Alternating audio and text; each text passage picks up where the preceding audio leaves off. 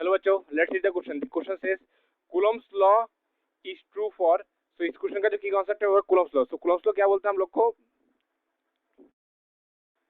So let's say अपने Q1 charge है और उसका r डिस्टेंस पे लेट्स से Q2 चार्ज है। So according to Coulomb's law electrostatic force acting between the two charge particle क्या होता है? F is equal to 1/4 pi epsilon naught Q1 Q2 by R square. So Q1 Q2 क्या है? Charge R क्या है? इन दोनों के बीच का डिस्टेंस और एप्सिलॉन नॉट का इलेक्ट्रिक परमिटिविटी।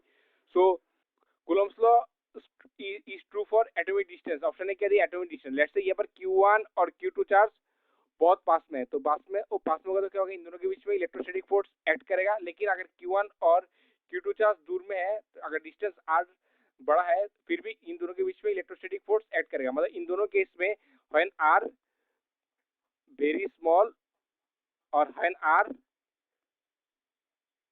लार्ज, दोनों केस में क्या है? कूलम्स लॉ वैलिड है। सो इस केस में r इज इक्वल टू क्या दिया? 10⁻⁻11 मीटर। इस केस में मिली कूलम्स लॉ वैलिड है। और जब r लार्ज होगा इस केस में भी क्या है? कूलम्स लॉ वैलिड है।